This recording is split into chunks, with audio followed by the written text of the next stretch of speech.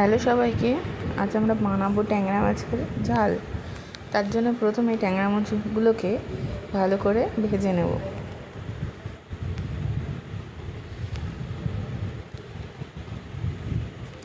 এরপর ওই মাছ ভাজা তেলেই দিয়ে দেবো একটু তেজপাতা, গোটা জিরে আর শুকনো লঙ্কা ফোড়ন।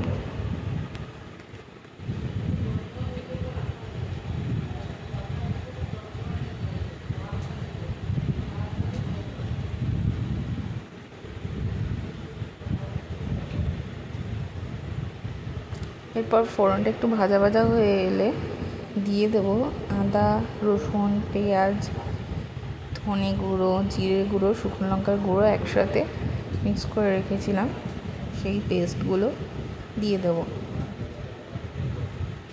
এরপর দেবো হলুদ গুঁড়ো,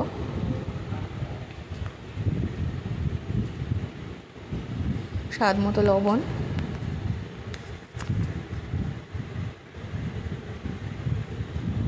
সামান্য একটু চিনি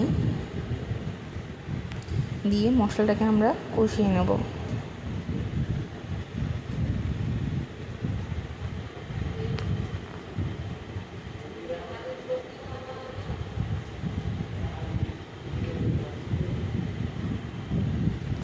এরপর ওই মশলা ছিল যে বাটিতেই, সেই বাটি দেওয়া জলটা আমরা এর মধ্যে দিয়ে দেবো, আর সামান্য একটু জল দিয়ে দিলাম ঝোলটা ফোটার জন্য।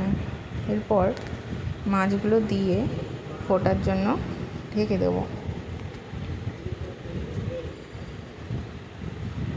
কয়টা কাঁচা লঙ্কাও দিয়ে দেওয়া হলো, আর একটু লবণ কম হয়েছিল বলে আর একটু লবণ দিয়ে দেওয়া হলো। দেখুন ঝোলটা শুকিয়ে এসছে। এরপর আমরা এটাকে নামিয়ে নেব। আমাদের মাছের ঝাল রেডি।